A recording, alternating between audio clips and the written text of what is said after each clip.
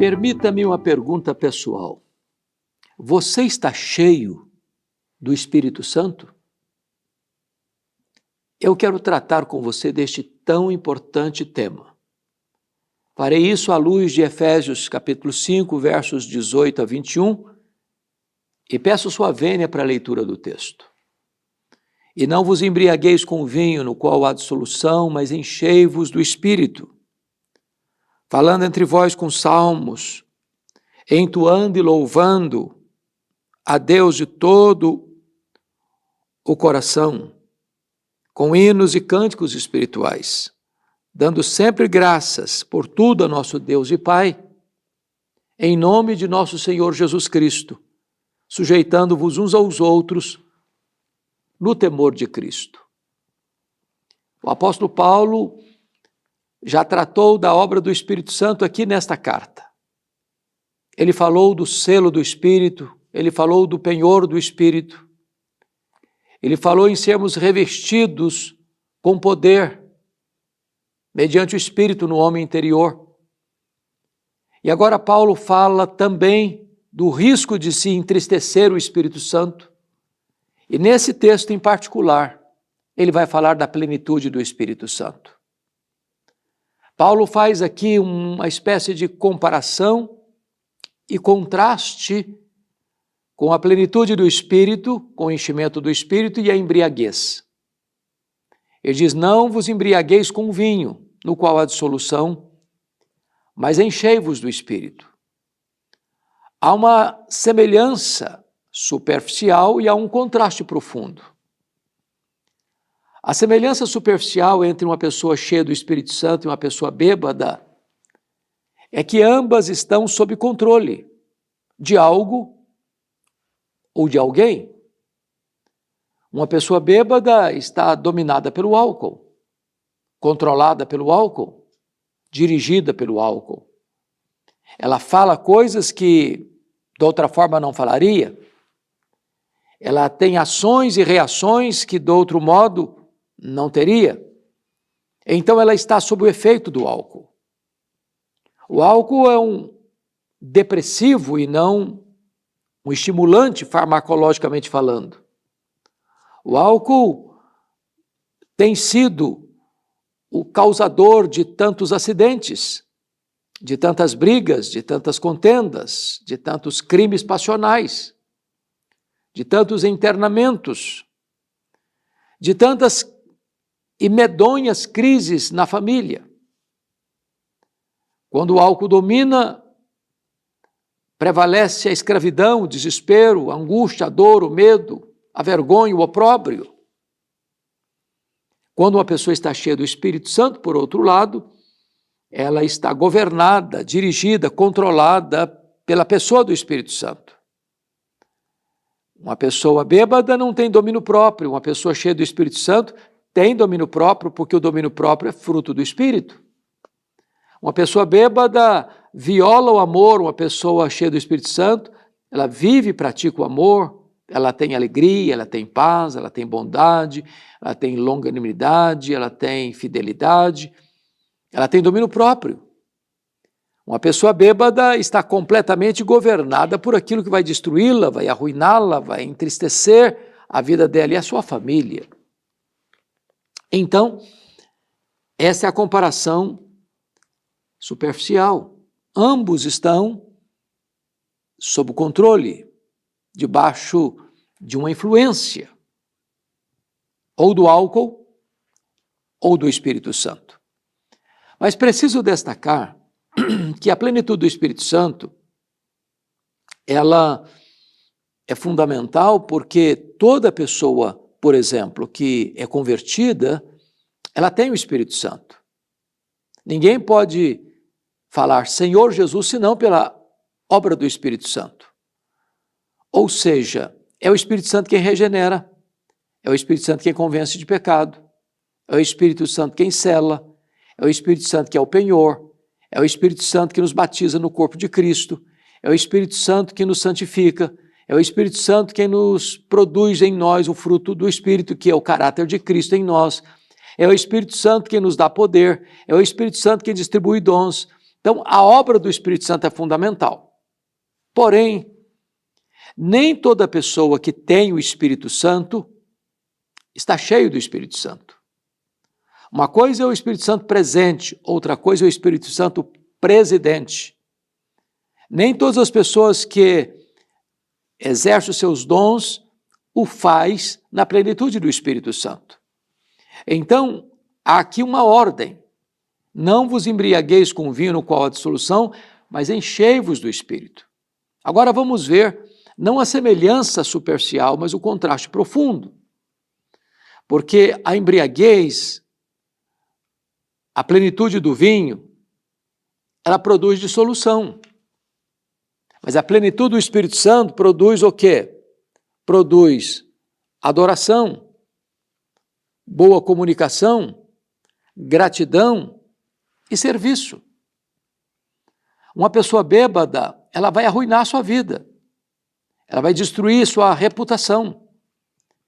Ela vai destruir sua vida financeira. Ela vai destruir o seu casamento. Ela vai destruir a sua família. Ela vai destruir a sua saúde. Ela vai destruir o seu bom nome. Ela passa a ser uma pessoa desacreditada. Ela passa a perder aquilo que de mais valor ela possui, o seu nome, seu caráter, sua reputação ilibada. Ela vai cometer deslizes, ela vai praticar coisas horrendas, ela vai se tornar uma vítima e um escravo do álcool para sua própria ruína. Mas quando uma pessoa está cheia do Espírito Santo, a vida dela melhora. Ela tem mais qualidade de vida. Ela tem mais amor no coração. Ela tem mais paz na alma. Ela tem mais alegria na vida. Ela convive e se relaciona com pessoas de maneira mais saudável. Ela tem mais conexão com Deus no sentido de adoração, de louvor.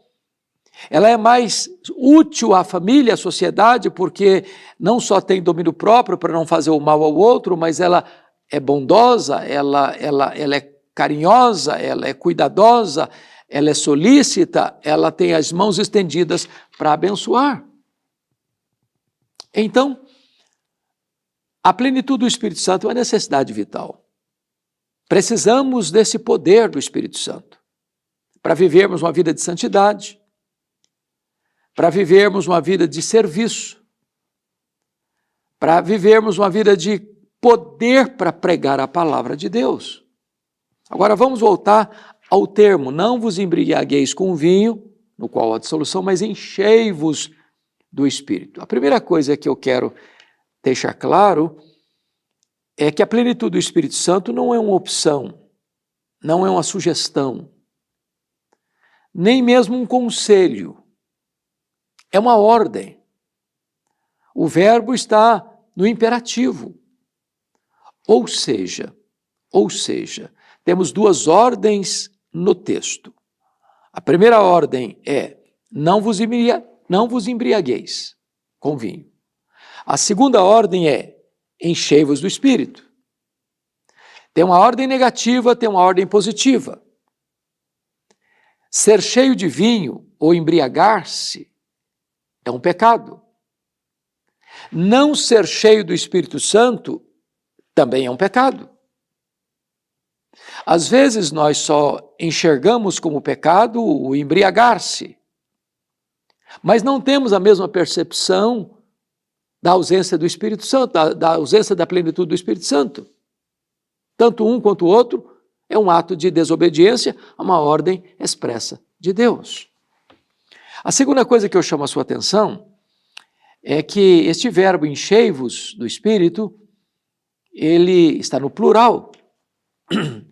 Portanto, a plenitude do Espírito Santo não é para apenas algumas pessoas em particular, não é apenas para uma liderança ou elite espiritual, é para todos, para as crianças, para os jovens, para os adultos, para os velhos, para os ricos, para os pobres, para os doutores, para os analfabetos, para os pastores, para as ovelhas, para todos. Esse é o propósito de Deus, essa é a ordem de Deus. Mas ainda notem que esse verbo enchei-vos do Espírito está na voz passiva. E o que significa isso? Significa que eu não sou o agente do Espírito. Eu não administro essa plenitude. Eu recebo essa plenitude. Eu não produzo essa plenitude. Eu sou o vaso. Eu sou o receptáculo desta plenitude. Portanto, quanto mais disponível você está, mais cheio você será. Usando a ilustração de 2 Reis 4, enquanto tiver vasilhas vazias, o azeite vai jorrar. A limitação não está em Deus, está em nós. Portanto, não é o quanto mais você tem do Espírito, mas quanto mais o Espírito Santo tem de você. É a disponibilidade que você tem para ser cheio e continuamente cheio do Espírito Santo. Mas ainda, o verbo enchei-vos está no presente contínuo. Ou seja, eu preciso ser cheio hoje, ser cheio amanhã, e depois, e depois, e depois. Permita-me contrastar. Lá em João 2, Jesus disse para os serventes, para os diáconos que estavam cuidando da festa: enchei d'água as talhas. Tinham 6 talhas de pedra, cada uma cabendo 2 ou 3 metretas. A metreta são 40 litros, ou seja, cada talha daquela comportava cerca de 100 litros de água. E Jesus disse para eles: enchei d'água as talhas. Ali não é presente contínuo. O verbo encher. Era para encher uma vez só e não precisar repetir o ato. Aqui outro ponto. Aqui está no presente contínuo. Enchei-vos do Espírito, hoje, amanhã, depois de amanhã. Ou seja, a plenitude de hoje não é suficiente para amanhã. Amanhã você precisa de uma nova plenitude do Espírito Santo. Agora, quais são as evidências, as provas de que você está cheio do Espírito Santo? Paulo vai trabalhar isso aqui da seguinte maneira. Ele diz assim: e não vos embriagueis com o vinho, no qual há dissolução, mas enchei-vos do Espírito, falando entre vós com salmos. Falando entre vós com salmos. Eu chamo a sua atenção para a expressão entre vós. É relação horizontal e não vertical. Aqui se trata da comunhão. Aqui se trata da relação humana, da comunicação. Ou seja, uma pessoa cheia do Espírito Santo tem a sua palavra transformada. Não é possível uma pessoa cheia do Espírito Santo com palavrão, com xingamentos, com palavras torpes, iracundas, violentas, agressivas. Uma pessoa cheia do Espírito Santo não desmerece o outro, não ataca o outro, não denigre o outro, não fere o outro. Ele se comunica de uma maneira que edifica a relação em vez de destruir a relação. Segundo lugar, o texto diz assim: entoando e louvando de coração ao Senhor, com hinos e cânticos espirituais. Agora não é entre, agora é ao Senhor. Agora não é relação horizontal, é relação vertical. Você quer saber se você está cheio do Espírito Santo? Pergunte a você mesmo se você está louvando de coração ao Senhor. Se seus lábios proclamam a glória de Deus. Se você enaltece os atributos de Deus. Se você se refere a Deus com reverência, com cântico, com adoração, com louvor, com hinos e cânticos espirituais. Em vez de murmuração, em vez de reclamação, em vez de palavras duras, em vez de se insurgir contra Deus como a mulher de Jó, em vez de você voltar a face contra Deus como a mulher de Ló, Em vez de seus lábios estarem cheios de gritarias e blasfêmias, você está cantando, você está louvando, você está adorando, seus lábios proclamam a glória de Deus, estão a evidência de que você está cheio do Espírito Santo. Mas ainda, em terceiro lugar, o texto diz assim no verso 20, dando sempre graças por tudo a nosso Deus e Pai, em nome de nosso Senhor Jesus Cristo. Agora, a prova da plenitude do Espírito Santo é a gratidão. Gratidão. Dando sempre graças por tudo. E nós temos que entender e interpretar o que é isso, dar graças por tudo. Não é por tudo, tudo. Eu não dou graças pelo mal moral. Por exemplo, imagine que o seu cônjuge se embriagou e está na sarjeta. Você não dá graças a Deus porque ele se embriagou e está na sarjeta. Ou imagine que uma pessoa surrupiou o bem alheio, um larápio, ou um político corrupto, ou um empresário desonesto. Eu não dou graças por essa prática nefasta, nefanda, execranda, nociva. Não. Eu não posso dar graças porque alguém caiu em desgraça moral, porque alguém destruiu a sua família. Não. Graças por tudo significa que, apesar das circunstâncias adversas que me sobrevêm, eu dou graças. Apesar da perseguição que eu sofro, eu dou graças. Eu não dou graças pelo pecado moral, eu dou graças porque, apesar das circunstâncias que me sobrevêm, eu ainda reconheço a bondade de Deus na minha vida. Então, não é gratidão só porque tem coisa boa acontecendo, gratidão inclusive quando as circunstâncias são carrancudas. É por isso que o apóstolo Paulo, escrevendo aos Romanos, diz, e não apenas isso, nos gloriamos nas próprias tribulações, sabendo que a tribulação produz perseverança, e a perseverança experiência, e a experiência esperança, porque o amor de Deus é derramado no nosso coração. Então, não importa a luta que você enfrenta, a prova que você passa, você dá graças a Deus. Não pelo mal moral, mas porque Deus pode transformar até tragédias em triunfo, vales em mananciais. Finalmente, como é que você pode saber se está cheio do Espírito Santo? Versículo 21, sujeitando-vos uns aos outros no temor de Cristo. Uma pessoa altiva, soberba, arrogante, orgulhosa, nariz empinado, peito estufado, que fica no pedestal, olhando os outros de tamanco alto, achando que é suprassumo, humilhando as pessoas, desprezando as pessoas. Essa pessoa está dando claro sinal de que não está cheia do Espírito Santo. Mas se você está cheio do Espírito Santo, você age como Jesus. Você serve. Você abençoa. Você lava os pés, você se prontifica a ajudar o seu próximo, servindo-vos uns aos outros, no temor de Cristo. Então, volto à pergunta inicial. À luz do que foi tratado aqui, à luz da exposição desse texto, você está cheio do Espírito Santo? Pois bem, esta é a ordem de Deus para você e para mim. Agora é hora de você ficar e estar cheio do Espírito Santo. E eu concluo contando a você a história de um missionário, John Hyde, missionário presbiteriano, estava indo para a Índia.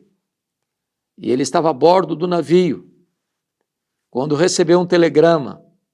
E ele abriu o telegrama e a pergunta era essa: John Hyde, você está cheio do Espírito Santo?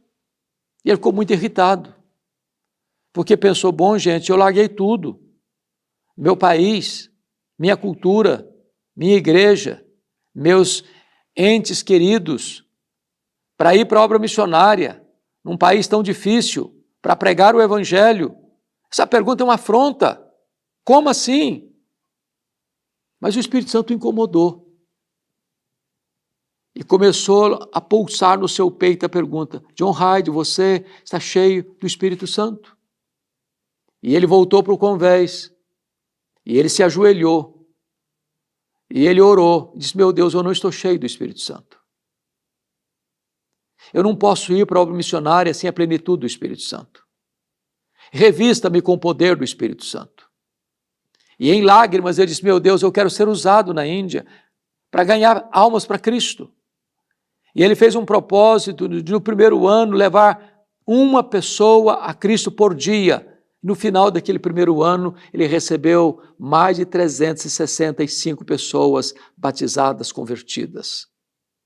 Eu pergunto a você, você está cheio do Espírito Santo? Hoje é o dia de você colocar a sua vida diante de Deus e dizer: Senhor, eu não posso mais viver sem a plenitude do Espírito Santo. Eu preciso ser cheio do Espírito Santo. Você precisa ser cheio do Espírito Santo. Nós precisamos da plenitude do Espírito Santo. Que Deus abençoe sua vida. Que Deus abençoe a sua família. Se esta mensagem foi útil ao seu coração, transmite-a a outras pessoas. Se você ainda não está inscrito neste canal, faça isso e ajude-nos a levar esta mensagem aos rincões da nossa pátria e às nações da terra. Deus abençoe sua vida.